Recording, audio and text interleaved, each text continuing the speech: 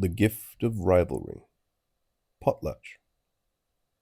The general importance of ostentatious gifts in Mexican society. Human sacrifices were only an extreme moment in the cycle of prodigalities. The passion that made the blood stream from the pyramids generally led the Aztec world to make unproductive use of a substantial portion of the resources it commanded.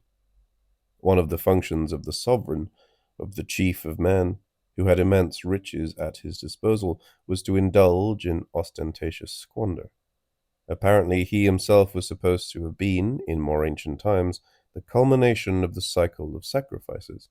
His immolation, consented to by the people he embodied, if not by him, could have given the rising tide of killings the value of an unlimited consumption. His power must have saved him in the end. But he was so clearly the man of prodigality that he gave his wealth in place of his life. He was obliged to give and to play. Sahagún writes, "The kings looked for opportunities to show their generosity and to achieve a reputation in that regard. This is why they would contribute large sums for war or for the eritos, dances preceding or following sacrifices. They would pledge very precious things in the games, and when one of the commoners, man or woman, ventured to greet them and speak a few words that pleased them, they would give food and drink, along with fabrics for wearing and sleeping. If someone else composed songs that were agreeable to them, they would give gifts that were in keeping with his merit and with the pleasure he had caused them." The sovereign was merely the richest, but everyone according to his worth and his image. The rich, the nobles, the merchants had to answer to the same expectation. The festivals were an outpouring not only of blood, but also of wealth in general. Each one contributed in proportion to his power, and each one was offered the occasion to display his power. Through capture, in warfare, or through purchase, the warriors and the merchants obtained the victims of the sacrifices. The Mexicans built stone temples embellished with divine statues, and the ritual service multiplied the expensive offerings. The officiants and the victims were richly adorned. The ritual feasts entailed considerable expenditures. Public festivals were given personally by the wealthy, the merchants in particular. The wealthy and ritual prodigality. The Spanish chroniclers left precise information concerning the merchants of Mexico and the customs they followed, customs that must have astonished the Spaniards. These merchants led expeditions to unsafe territories. They often had to fight, and they often prepared the way for a war, which explains the horror that attached to their profession. But the risk they assumed could not have been enough to make them the equals of the nobles. In the eyes of the Spaniards, business was demeaning, even if it led to adventure. The judgment of the Europeans derived from the principle of commerce based solely on interest. But the great merchants of Mexico did not exactly follow the rule of profit. Their trading was conducted without bargaining, and it maintained the glorious character of the trader. The Aztec merchant did not sell. He practiced the gift exchange. He received riches as a gift from the chief of men, from the sovereign, whom the Spanish called the king. He made a present of these riches to the lords of the lands he visited. In receiving these gifts, the great lords of that province hastened to give other presents in return, so that they might be offered to the king. The sovereign gave cloaks, petticoats, and precious blouses. The merchant received as a gift for himself richly colored feathers of various shapes, cut stones of all sorts, shells, fans, shell paddles for stirring cocoa, wild animal skins worked and ornamented with designs.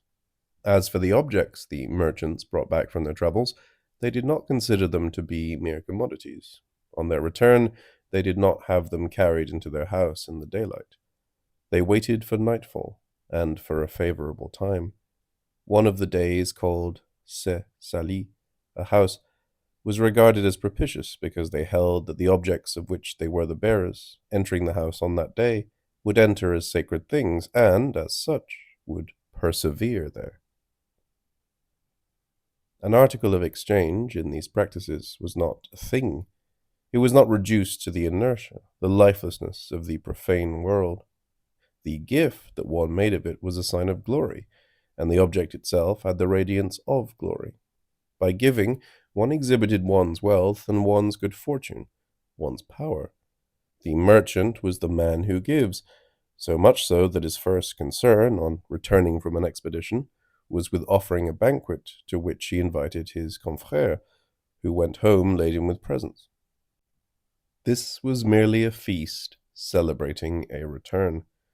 But if some merchant became rich and accounted himself rich, he would give a festival or a banquet for all the high-class merchants and for the lords, because it would have been considered base to die without having made some splendid expenditure that might add luster to his person by displaying the favor of the gods who had given him everything. The festival began with the ingestion of an intoxicant, giving visions which the guests would describe to each other once the narcosis had dissipated. For 2 days, the master of the house would distribute food, drinks, reeds for smoking, and flowers. More rarely, a merchant would give a banquet during a festival called Banquet Salitzli. This was a type of sacred and ruinous ceremony. The merchant who celebrated it sacrificed slaves for the occasion. He had to invite people from all around and assemble presents worth a fortune, including cloaks numbering 800,000, waistbands, of which there were gathered 400 of the richest, and a great many others of ordinary quality. The most substantial gifts went to the captains and dignitaries. The men of lesser rank received less.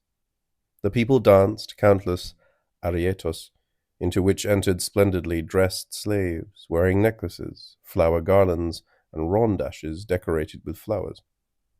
They danced, taking turns smoking and smelling their fragrant reeds. Then they were placed on a platform, so that the guests might see them better, and they were handed plates of food and drinks, and attended to very graciously.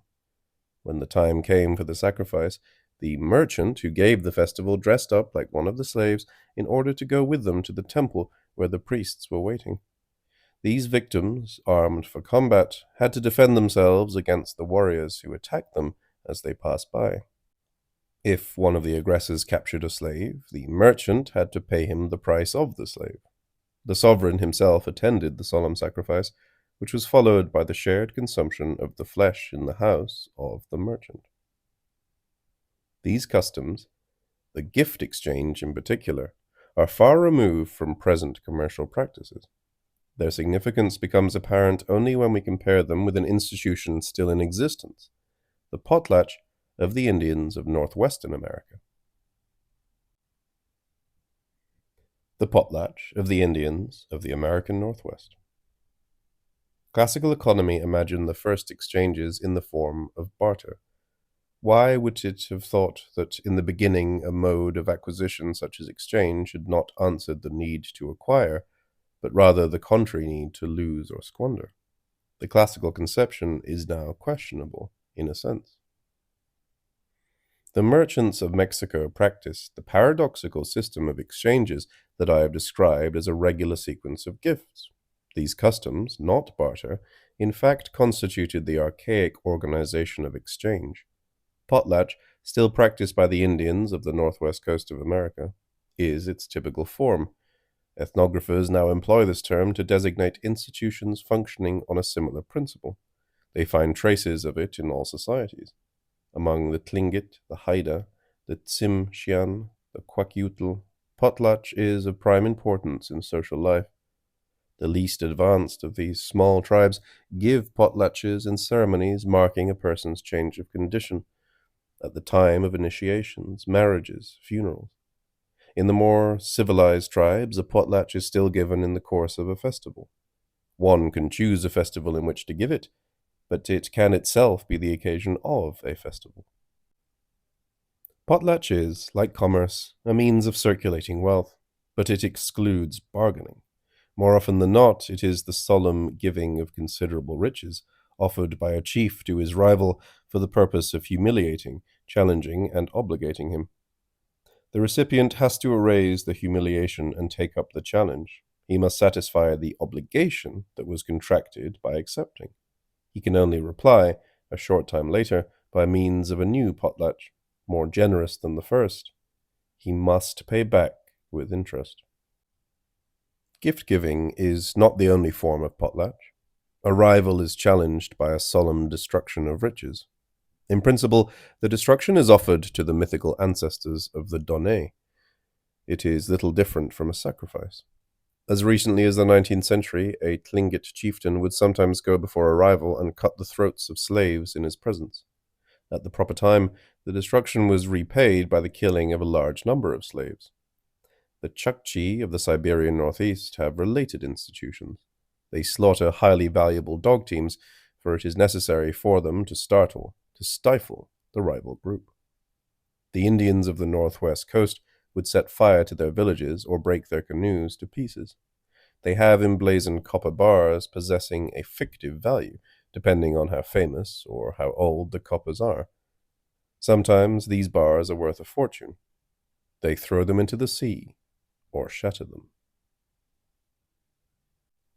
Theory of potlatch. 1. The paradox of the gift reduced to the acquisition of a power.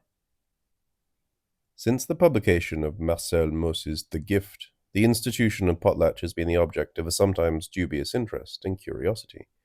Potlatch enables one to perceive a connection between religious behaviors and economic ones. Nevertheless, one would not be able to find laws in common between these two types of behavior, if by economy one understood a conventional set of human activities, and not the general economy in its irreducible movement. It would be futile, as a matter of fact, to consider the economic aspects of potlatch without first having formulated the viewpoint defined by general economy. There would be no potlatch if, in a general sense, the ultimate problem concerned the acquisition and not the dissipation of useful wealth. The study of this strange yet familiar institution, a good many of our behaviors are reducible to the laws of potlatch. They have the same significance as it does, has a privileged place in general economy. If there is within us, running through the space we inhabit, a movement of energy that we use, but that is not reducible to its utility, which we are impelled by reason to seek, we can disregard it, but we can also adapt our activity to its completion outside us.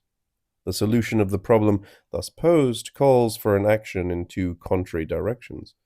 We need, on the one hand, to go beyond the narrow limits within which we ordinarily remain, and on the other hand, somehow bring our going beyond back within our limits.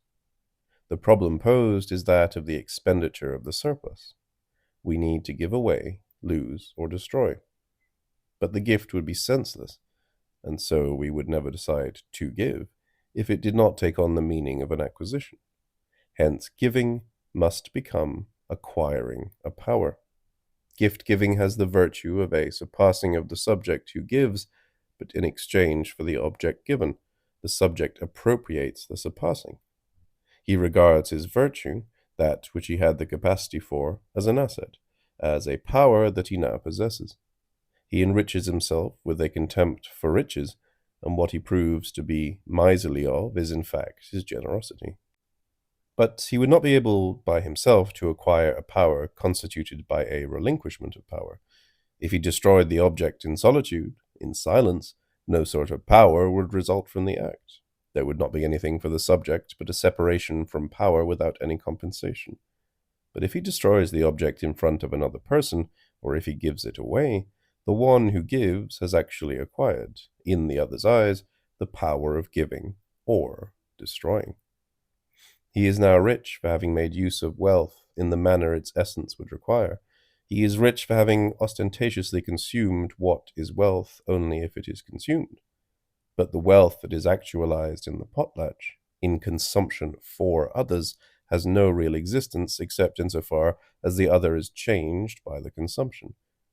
In a sense, authentic consumption ought to be solitary, but then it would not have the completion that the action it has on the other confers on it.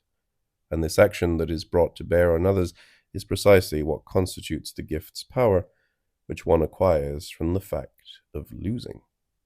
The exemplary virtue of the potlatch is given in this possibility for man to grasp what eludes him, to combine the limitless movements of the universe with the limit that belongs to him. 2.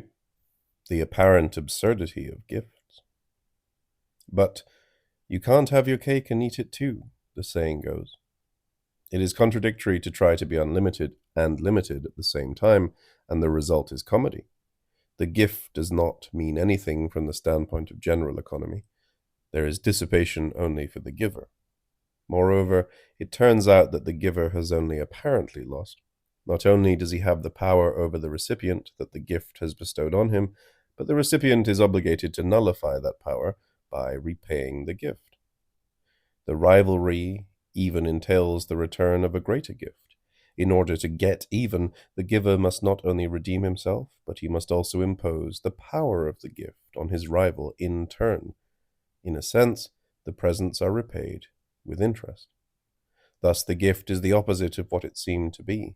To give is obviously to lose, but the loss apparently brings a profit to the one who sustains it. In reality, this absurdly contradictory aspect of potlatch is misleading. The first giver suffers the apparent pain resulting from the difference between his presents and those given to him in return. The one who repays only has the feeling of acquiring a power and of outdoing. Actually, as I have said, the ideal would be that a potlatch could not be repaid. The benefit in no way corresponds to the desire for gain. On the contrary, receiving prompts one and obliges one to give more, for it is necessary to remove the resulting obligation. 3. The acquisition of rank. Doubtless potlatch is not reducible to the desire to lose, but what it brings to the giver is not the inevitable increase of return gifts. It is the rank which it confers on the one who has the last word. Prestige, glory, and rank should not be confused with power. Or if prestige is power, this is insofar as power itself escapes the considerations of force or right to which it is ordinarily reduced. It must be said further that the identity of the power and the ability to lose is fundamental. Numerous factors stand in the way, interfere, and finally prevail. But, all things considered, neither force nor right is the human basis of the differentiated value of individuals. As the surviving practices make clear, rank varies decisively according to an individual's capacity for giving. The animal factor, the capacity for defeating an adversary in a fight, is itself subordinated, by and large, to the value of giving. To be sure, this is the ability to appropriate a position or possessions, but it is also the fact of a man's having staked his whole being. Moreover, the gifts aspect of an appeal to animal force is brought out in fights for a common cause to which the fighter gives himself. Glory, the consequence of a superiority, is itself something different from an ability to take another's place and seize his possessions. It expresses a movement of senseless frenzy, of measureless expenditure of energy, which the fervor of combat presupposes. Combat is glorious in that it is always beyond calculation at some moment. But the meaning of warfare and glory is poorly grasped if it is not related in part to the acquisition of rank through a reckless expenditure of vital resources, of which potlatch is the most legible form. 4. The first basic laws. But if it is true that potlatch remains the opposite of a rapine, of a profitable exchange, or, generally speaking, of an appropriation of possessions, acquisition is nonetheless its ultimate purpose. Because the movement it structures differs from ours, it appears stranger to us, and so it is more capable of revealing what usually escapes our perception. And what it shows us is our basic ambiguity. One can deduce the following laws from it. Of course, man is not definable once and for all, and these laws operate differently. Their effects are even neutralized at different stages of history. But basically, they never cease to reveal a decisive play of forces. A surplus of resources, which societies have constantly at their disposal at certain points, at certain times, cannot be the object of a complete appropriation. It cannot be usefully employed. It cannot be employed for the growth of the productive forces. But the squandering of this surplus itself becomes an object of appropriation.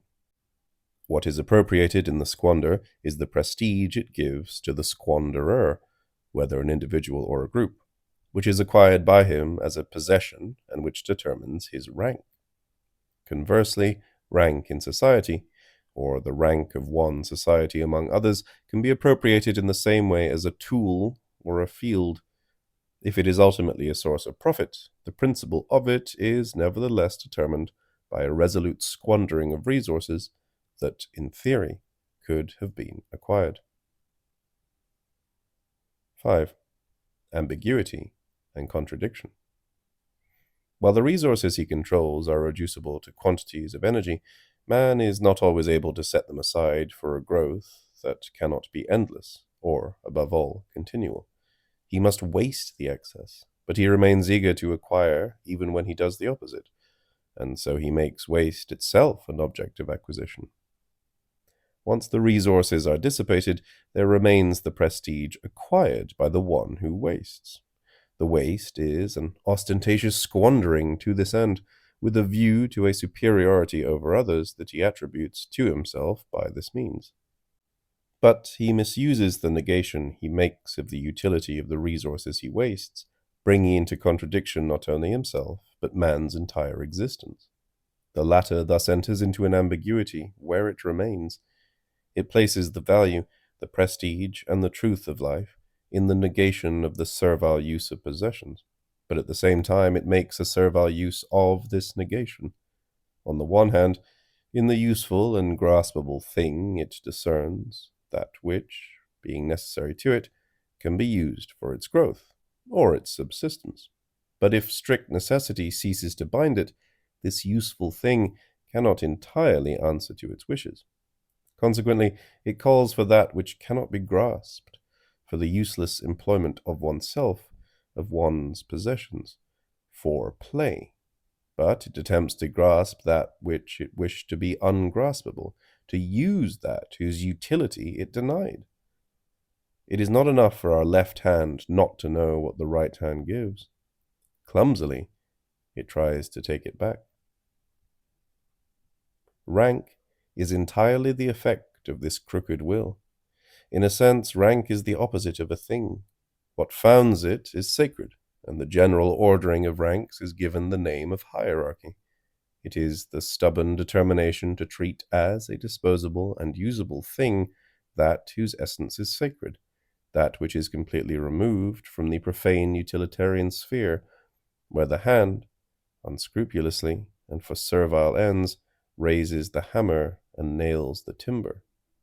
But ambiguity encumbers the profane operation just as it empties desire's vehemence of its meaning and changes it into an apparent comedy. This compromise, given in our nature, heralds those linked series of deceptions, exploitations, and manias that give a temporal order to the apparent unreason of history. Man is necessarily in a mirage. His very reflection mystifies him, so intent is he on grasping the ungraspable, on using transports of lost hatred as tools. Rank, where loss is changed into acquisition, corresponds to the activity of the intellect, which reduces the objects of thoughts to things. In point of fact, the contradiction of Potlatch is revealed not only throughout history, but more profoundly in the operations of thought, generally in sacrifice or in Potlatch, in action, in history, or in contemplation, in thought. What we seek is always this semblance, which by definition we cannot grasp, that we vainly call the poetry, the depth, or the intimacy of passion. We are necessarily deceived since we want to grasp this shadow.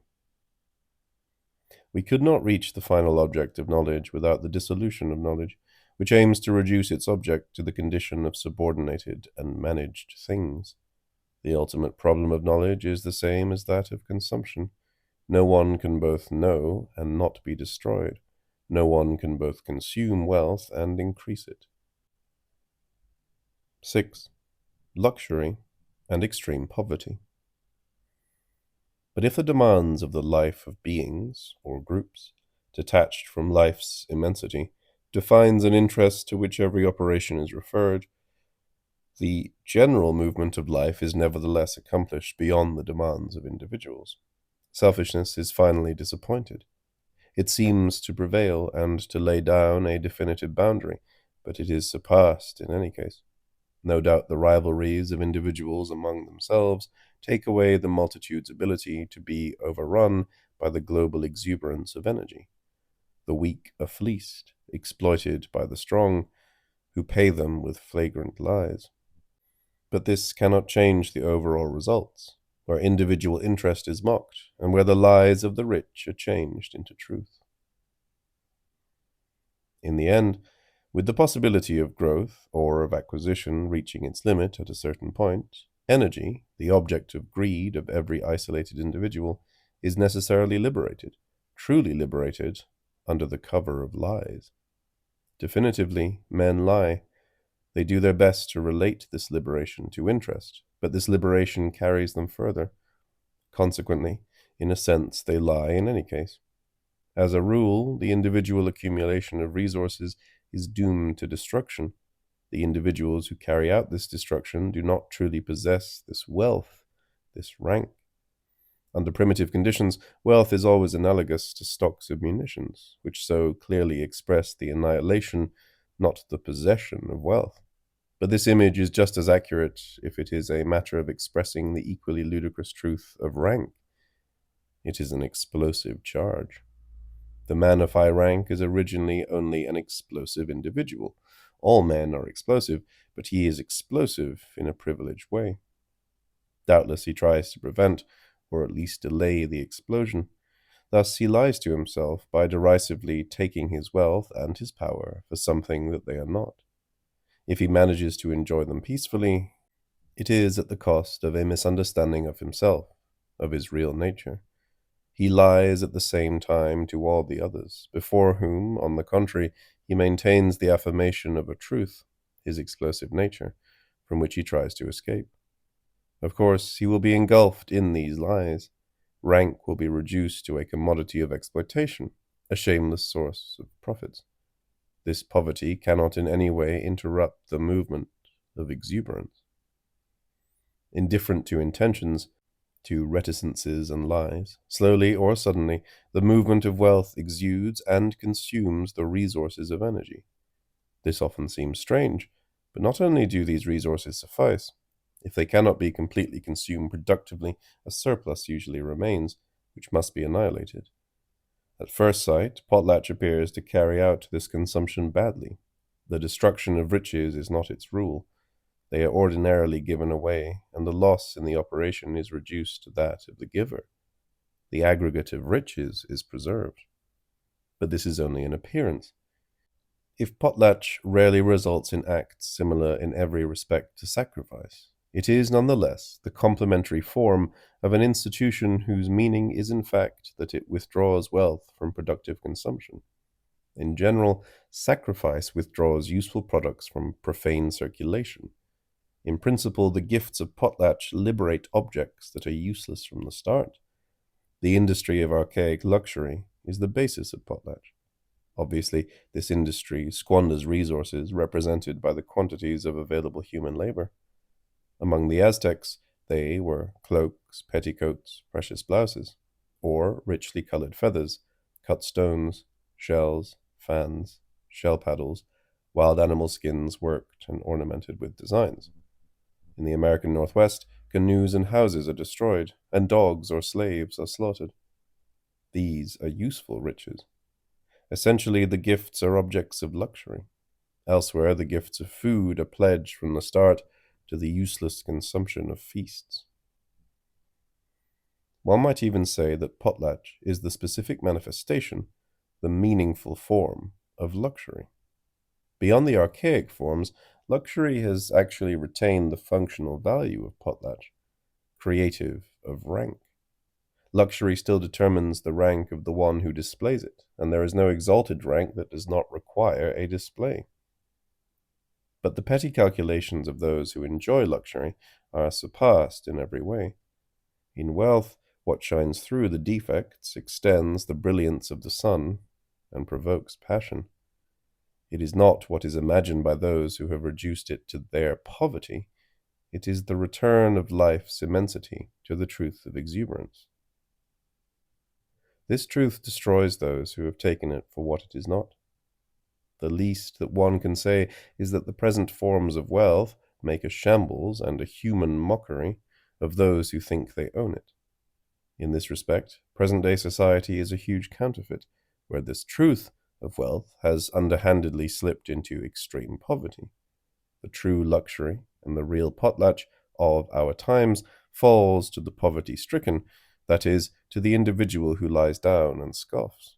A genuine luxury requires the complete contempt for riches, the somber indifference of the individual who refuses work and makes his life, on the one hand, an infinitely ruined splendor, and on the other, a silent insult to the laborious lie of the rich.